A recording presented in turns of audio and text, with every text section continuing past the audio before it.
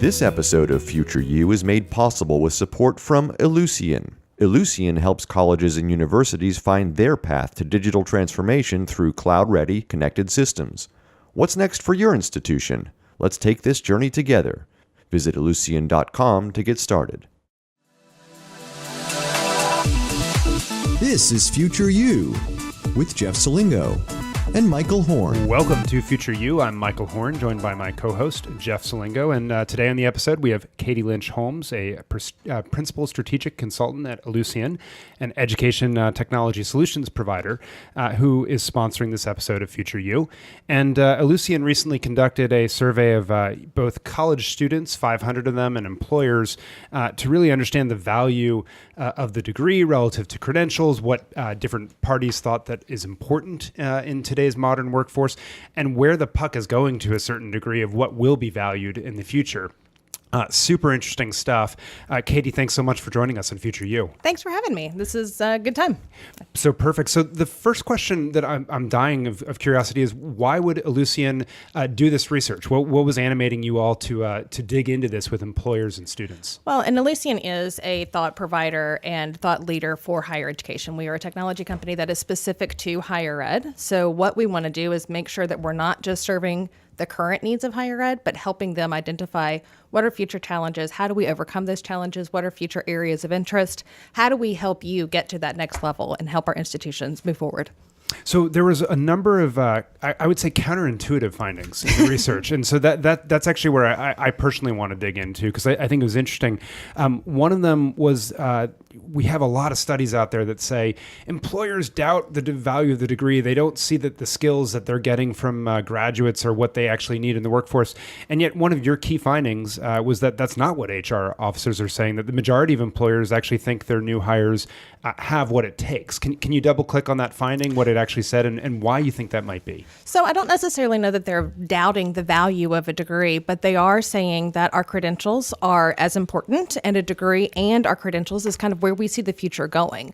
So when we're double clicking on that, it really is an area of what is the degree providing? And then how are we beginning to move forward beyond that degree so that as we are looking to further explore what the lifelong learning looks like, that's where our credentials come into play. And that's where we have more of a shorter time span to be able to get a more specific level of information. And then when we're diving in a little bit further into kind of what that gap looks like, we see that a lot of our students and our recruiters are looking at that transferability of skills. And that's where we see kind of that gap from what our employers are looking for, as well as what our students are actually comfortable with as they're moving in. Interestingly enough, you see that our Gen Zers are the ones who are least comfortable with their transferable skills, being communication, time management, et cetera. And that's where our recruiters are looking at specifically as well. You talked about Gen Z, so you segmented the student responses by generation. So what differences did you find between the Gen Xers and the millennials and the Gen Zers? Well, I mean, there were several that were interesting. And part of the reason we dug into the generational divide is because this is a little bit of an atypical study. We weren't looking at just 18 to 24-year-olds. We weren't looking at 18 or 25 to 30. We were looking for anywhere of a student from 18 to 55 or above that is actually enrolled in college or in a degree program currently or a credential program. So that really gave us a wider berth than most of our studies that we're seeing out in literature are now. And part of that is actually wanting to see, all right, so from that lifelong learning perspective, we can't look at just the 18 to 24. We have to look beyond.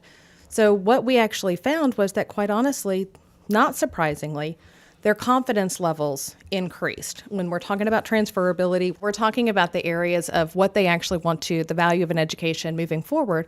That actually was the surprising one to me. As the generations got larger or older, they actually saw that going back and getting an education was more important, to the extent that it's a 20% gap. So our Gen Zers are at 35% for what they actually plan to get a degree or get a credential 2 years from now, while our Gen Xers are about 55 and moving forward from that perspective. So, sorry. So one question on that. That gap, is that because you think the older students have a deeper sense of what the labor market actually requires, and they're just they're clear, if you will, on what the jobs they are moving toward look like and what skills they need to get there. Does that help explain yes. it? Yeah. Personally, I do believe that it is because they are seeing that transferability of skills is very important, and that being able to not just talk about what you've learned from that degree, but how you were learning the information from the micro-learning perspective, looking at our technology skills, looking at marketing skills specifically, looking at what a micro-learning credential would provide. That's where they're actually saying, yes, we need to move forward. Every 2 years or so, we need to be able to get additional education. So going back to this transferability issue, is part of this, especially with Gen Z or with younger workers, is that college doesn't really necessarily provide those transferable skills, or they don't at least know how to translate them sometimes. Is that one of the issues that possibly came out of this? I think that is a better way, that they don't know how to translate them, I think is a better way of being able to identify So in it. other words, they're actually getting taught these things in many cases, or they're learning them somewhere, whether that's within the institution or outside of the institution's walls, but they just don't know how to translate that into the workforce. Yeah, and I think that's part of, again, when we looked at kind of the gap between what our institution, what our recruiters are saying and what our generations are looking at, you see that gap of about 30% has been there since the beginning, since we actually looked at Gen Z moving all the way up to our Gen Xers. We've seen that gap is existent, but I do think it is in the methodology and how we're actually teaching in higher ed. We're not specifically saying, hey, here's your communication skill, move it on to this next level, or hey, here's how you critically think, here's how you write. That's not the way we work in academia. That's not how we teach. Therefore, it is harder to apply and transfer into your everyday life. We're also giving them one credential at the end of the program as well, and so is one of the. As I look through this survey and look through the answers, one of the things that I keep coming back to is our collection of legacy credentials or our degrees in higher education, right? This idea we have, the associates, and we have various flavors of bachelor's degrees and various flavors of master's degrees and PhDs. Is there a need to perhaps think about new types of credentials in order to signal directly, not only to the students, but to employers, what skills they have? And so what might that look like? Could you tell us kind of what new types of credentials might we need? And more so, I think there's a lot of agreement around this, is how do we get there? I was about to hit my head on the microphone. I'm shaking it feverishly. Yeah, we absolutely. And Diana Oblinger, who is the former president of EDUCAUSE, whom I love dearly, made a comment that I absolutely appreciate. She said, the mission of higher education has not changed, but the context for which we achieve that mission has. And what we have to do is we have to think about that transferability. We have to think about what are they learning in that process in a way that then becomes either badges or certifications or credentials in smaller tidbits of information, so that we can talk about, you've learned security, you've learned automation, you've learned analytics, you've learned communication. You're learning all of this different styles of information that then does go into an associate's degree, or that then could actually build into a master's, or could build into a PhD. Or we can go the other way around as well, where we're actually talking about, here are the skills you need to know in order to be an employee, and this is how we actually need you to get to that bachelor's. What's important to understand, though, is that we're not negating the degree itself. What we have seen is that the future of higher ed and the future of lifelong learning is building that degree and building the micro learning on top of that. So as this well. this is not meant as a replacement to the degree. Nope. So colleges and universities shouldn't see this as a threat then. No, it is And it's absolutely a great not opportunity, an either actually. or. Right. Yeah. It is a good opportunity, and thanks for making the clarification. It's not an either or, it's a yes and. No. So get the degree, and then we can actually go back from that, the lifelong perspective, and here's your opportunity, kind of like we used to have continuing education. But this is a way to actually more specialize that continuing education and give them certification at the end of that to say you've done this. So one quick follow-up on that. What's the biggest hurdle then to this? Is it the institutions, or is it the employers, or is it a combination of both for an accepted system like this to come out? The gap between the two. Honestly, What do you mean by that? Well, I think that we have to increase our partnerships with education. Corporate and education have to be able to communicate and have to be able to facilitate a tighter partnership where we can demonstrate how learning is supposed to look, how the outcome is supposed to be seen, and then our employers can actually begin to recruit for it. What we are seeing is that our recruiters are actually looking at the credentials. They are saying that it is actually acceptable. They are saying that we can see time in a degree or time in a program as a way of being able to demonstrate learning. It's not just a degree, but degree does help. However, we're not translating that down into the higher ed world. So some of these findings are pretty stark in that way, right? That employers give equal value to credentials and degrees. Literally 50% of employers said degree is a better signal, and the other 50% said the credential, which are non-degree credentials. And then technical skills, I was struck by this as well. 40% said a degree was more predictive of having technical skills, and 39% said the credential would be. Which is really interesting, I think, given the number of job descriptions that still hold on to the degree as the coin of the realm. What is it going to take for more credentials to sort of gain acceptance or be understood in the marketplace? First of all, I love that you actually pulled that out. That was one of the ones that was most surprising to me as well, was like we are literally neck and neck for what our recruiters and what our employers say is as important. What I do think is that, and we were having the conversation on the way over here, what we do have to be able to work with is that we don't have the college degree required in our application process anymore. It's college degree preferred and looking at or credentials required. We also have to work on the formatting for which we can actually provide those actual certificates or the certification or the microlearning. Currently, there's not a significant amount of institutions or learners or even employers that are doing things like blockchain. Or there's not a great way for you to actually be able to say, here's all of the certifications I have, or here's all the micro-learning that I have actually been able to achieve.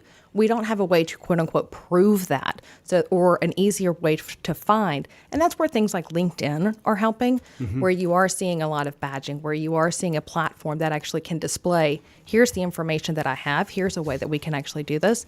And we'll see probably a change for our e-portfolios to come back and actually be able to demonstrate, here's my learning methodology, here's what I have seen, here's the information that I have, and it'll attach to our blockchain so our employers can actually be able to review that. So is it the hypothesis, I just want to make sure I get this, because this is sort of, I've heard other people argue the reason degrees will be so durable and we will never have certificates gain currency is that for all a degree lacks in imperfection and imprecision in terms of signaling, people still know what a bachelor's mean. They know what an associate's mean. They know what a master's mean. And when I start to introduce all these new terms and all these new things of skills from different providers and the like, I'm not sure how to evaluate it. Is the hypothesis that the blockchain or some sort of technology gives you an iron secure way of conveying the certificate, and then it's backed up by the e-portfolio, so I can actually dig in and say, this is what it means, and over time it gains currency? Yeah, and I think with anything, as we learn a common language, as we learn how to speak in the same methodology, yes, that does begin to gain value. Same way with the master's. We know what a master's means because of time, because there is some actual verification of the skills that are coming from a person who has a master's. This will also happen that we can verify what our credentials mean through the blockchain or through kind of the LinkedIn portfolio so that you can see a person who has this credential demonstrates this level of knowledge. So this seems to me in many ways to be a systems problem then, especially when we think about lifelong education, right? So, it's very difficult if I wanted to go to a university to take an individual course, largely because they can't figure out how to do it. And then from the employer's point of view, it's very difficult to get a sense of this stackable nature of education, right? That people are getting education in different forms, different bites from different places, and it's all coming together. So this seems to me in many ways to not only be a cultural problem, but also to be a technological problem or a systems problem on the part of the universities and the employers as well. Oh yeah, absolutely. And I'm laughing because I'm currently working on human capital development. So lifelong learning is absolutely right in the area, and process is going to be our biggest challenge. And that's what I was talking about earlier with how do we make this work? It's by decreasing the gap between higher ed and our employers. We've got to find what that verification looks like and how we can display that in blockchain or how we can display that in the methodology.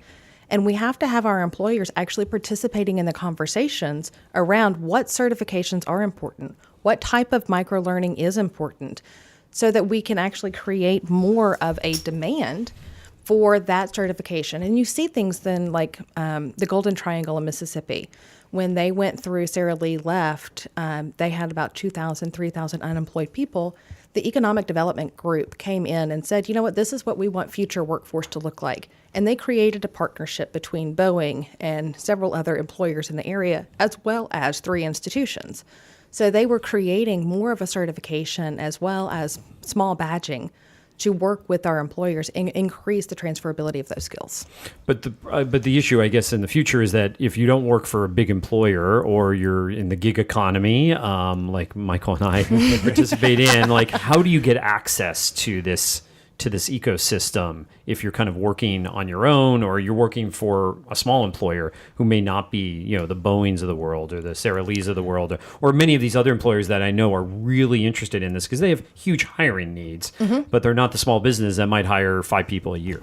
And I think this is how, as we begin to kind of standardize this communication and standardize that language and creating a platform, and things like LinkedIn are helping with, things like digital badges are helping with, things like digital degrees are actually helping with all of this information.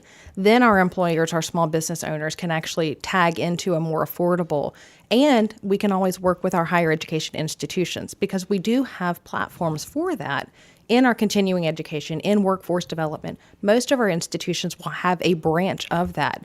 We just have to be able to work with them on how they actually need to offer that degree or how they actually need to offer that credential. And in the long run, this may actually improve hiring, it seems, because it seems like we hire a lot on gut. There's been a lot of research on this, right? We used to actually test people before we hire them. Then we moved away from that and just kind of get a feel for people when we hire them. And we make a lot of bad decisions as a result. Not a lot, some bad decisions. And so this could eventually over time then having this ecosystem of different types of credentials could actually help, and knowing the skill sets behind them and knowing how employers could translate those, or employees could translate those, we could actually improve the hiring process. That is the hope, yes, because we have a significant skills gap. That's not news to anybody, really. We have that employer work gap. We also know that at the CEA Challenge every year for the last 3 years has said that being able to hire good employees that can demonstrate a lot of these transferability of skills are actually what we're looking to do. So yes, the goal is for all of us to be able to work towards an employable graduate, either of the degree program and or of the credential program. Well, Katie, I think this is probably one of the biggest issues facing not only the future of the workforce, but the future of higher education, because it is the business they're in, which is providing this signal to the workforce. So this is fascinating work, and thank you very much for joining us on Future U to explain it today. No, this has been so much fun. Thank you very much for having me. And if we want to continue the conversation, just let me know. And where can people find this research? They can actually go to get the research on Ellucian.com/credentials survey 2019. Perfect. Thank you very much. Thank you. Have a good day, guys. This episode of Future U is made possible with support from Ellucian. Ellucian helps colleges and universities find their path to digital transformation through cloud-ready, connected systems. What's next for your institution? Let's take this journey together. Visit Ellucian.com to get started. Welcome back to Future U, and that was a great conversation with Katie Lynch Holmes from Ellucian, talking about their new survey on this gap between education and the workforce and the future of work. Michael, we got into a little bit of the survey, but there was many other pieces of it that we didn't unfortunately get to. What other key takeaways did you have in looking at it? Yeah, so the first thing that I started with, I just think is really interesting, which is that we hear all the time that employers say the degree is not the signal that we need it to be, dissatisfaction with the skill sets of young students graduating from college. And yet here the majority say that they believe that new hires have what it takes. 62% of recruiters are very confident that candidates have the skills to succeed. And that just feels so different from the narrative that we are used to hearing anyway. And so I thought that was super interesting. The second one, this is personal to the book that I'm writing right now, Choosing College, coming out in August, which is that the top reason students enroll in college is to improve their career prospects.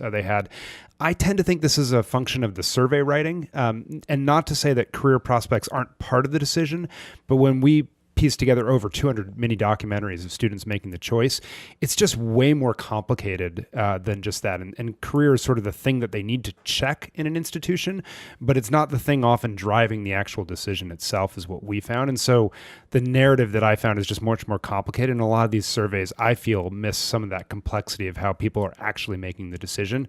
And then last thing I guess I would say is it was really interesting to me that employers say credentials, non-degreed credentials, are going to grow in importance in the years ahead. It's something that we talk a lot about in the higher education ecosystem and wish would happen and hope would happen. But here are employers saying that they think this will happen, which I suppose is heartening, because it means that we're not just talking to ourselves. There is a larger workforce higher ed conversation. And so this leads me to my first question for you. And this is obviously a well-debated subject, since credentials is the business of higher education in many ways. So how will credentials gain critical mass in this marketplace? And when we talk about credentials, we're talking about obviously well beyond the credentials that have already gained traction in this marketplace, what I call the legacy credentials, meaning the associate's degree, the bachelor's degree, the master's degree, right? As Katie said, they'll probably always be there. This is a both and type of thing. But how are these other new types of credentials, whatever they might be, how will they gain traction in the marketplace? Yeah, I mean, I think so. She gave the most plausible answer, I guess, I've heard of how you start to put value behind the credentials. The challenge for an employer, let's start with large employers for the moment, is that you have a new credential coming in you've never seen before. And for each of the applicants, you're going to click behind it to look at their e-portfolio of work. That's a lot of work. And so how do you create new applicant tracking systems on the employer side that can quickly sift through this new data of evidence of actual work to make decisions about who you're going to hire and not? The second challenge that I think employers have to wrestle with is much more concretely defining what are the actual skills that successful employees in this role need to have, and how would we know that they've had it? And employers have not done a great job of actually codifying that, or even having a true understanding themselves on the ground of what those skills are. So there's a real communication problem, as she said, between higher ed and workforce today. And I think workforce as the customer, if you will, for these sorts of new degrees has to get a lot more explicit and update applicant tracking systems to allow them to sort through voluminous numbers of applicants in these new ways. Now, the big question that I think we often hear is, well, why have credentials? Why not just match skill sets? Right. As Katie was talking, I was wondering maybe we don't even need credentials. Yeah, and so I think it's a viable question, right? If we were actually able to get to that point, why not just match based on skill set acquisition? And maybe that's where it goes, or maybe credentials becomes the simplifying mechanism to represent skills that then allows applicant tracking systems to sort of absorb that information and be part of a decision of whether to hire or not. The challenge I still see with it is, who is doing the assessment that a student has actually attained these skills? Who is certifying that? We sort of trust colleges and universities right now. As we think about opening this up to an array of providers offering learning experiences, that trust factor and assessment of actual learning and acquisition of skills and knowledge seems trickier at best. And then the other piece, your part about the bespoke model, I can imagine. Boeing is ironically the example everyone is giving right now, but given the news over the last couple months. But that said, I can imagine someone building a specific certification program for a large employer like a Boeing, but that's not a marketplace solution where that credential then has value beyond that Boeing company. Yeah. And so what are the different ways that occurs, I think, is an open question right now. Do we start to see assessments come back into vogue? Is there change in the law that even allows that to happen in the United States? Or do we see very big brands in different verticals sort of stamp their own seal of approval, and then companies, if you will, below that company in a given vertical say, well, if you have the Facebook digital marketing certificate, well, you must know how to do digital marketing. I'll accept that. Do you see students from your research even thinking about this question? Well, I mean, part of the problem, and Katie talked a little bit about this, is what I would call the translation skills of students. Yeah. Right. Because for the research for the last book, I sat in on a lot of interviews with new college graduates or soon to be college graduates with employers. And one of the things they're very good at is repeating what's on their resume, the bullet points on their resume or what's in their LinkedIn profile. Yeah. But they're not really good at translating the skills, whether it was from an internship, whether it was from a class, whether it was from extracurricular activities, athletics, whatever it might have been. They just are not as great as I think older adults. And that was what was interesting about their survey in terms of breaking it down by generations. Because as you spend time in the workplace, it's much easier for you to explain, well, what I did in this other job or what I did in this other piece of work now can be translated into what I want to do next. Students just can't figure that out. And it's a skill, I think, it's actual skill that comes with time. So the question to me is, can colleges incubate that skill, or can they assess that skill or push it forward with students so that they know when they go to an interview how to do this? And again, all of this to me, and we talked a little bit at the end, is a platform problem, is a technology problem, is a systems problem. I think this is all solvable in terms of helping students collect all the stuff that they're doing in college, because they're doing a lot, again, inside the classroom and outside the classroom. And again, we mostly only measure what's happening inside the classroom. Yeah, I was going to say the outside the classroom actually is likely more indicative of some of these skills that many of them employers are said that soft they skills, want. right? Soft skills, many right? of them are soft skills that really come through leadership, come through athletics, come through clubs and other activities. And I've been on some campuses now that are doing a much better job at collecting that information. Again, technology, we know where students are at any moment of the day with card swipes and everything else. We can now track them and help them then translate the fact that they spent X number of hours working on the student newspaper, or Y number of hours in student government or athletics. And okay, what did you do? And start to take inventories of that and then start to translate those skills. Part of the problem, and Randy Bass, who we've been had on this show before from Georgetown University, talks about this a lot. Like we value most about higher education often happens outside the classroom, but it's the least measured stuff on college campuses, and it's what we don't actually charge for. Well, and something we found in choosing college also was, because we also were interviewing students 18 to 60.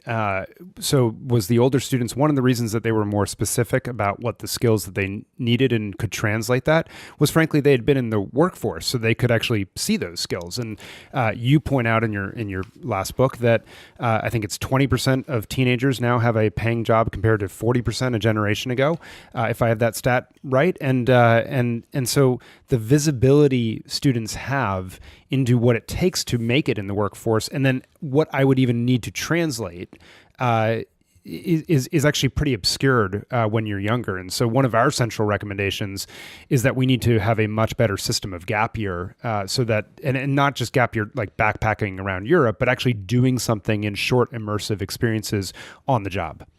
Well, and I think that this, to me, is probably, when we talk about the future of higher education, this is probably the biggest issue I think facing it. Again, it's the primary business of higher education is credentialing, and we're starting to see a lot of other players now in the system outside of the traditional higher education ecosystem.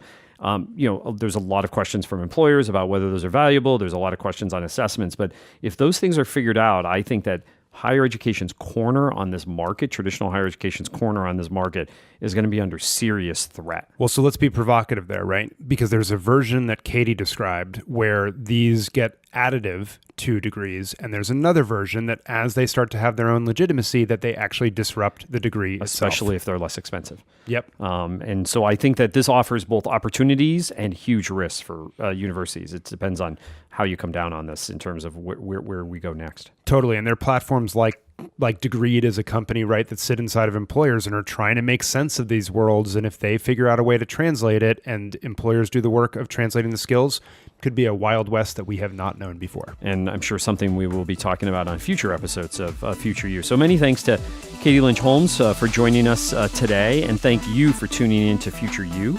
If you like the show, please be sure to give us a 5-star rating on iTunes or wherever you get your podcasts. And until next time, enjoy your work in and around higher education.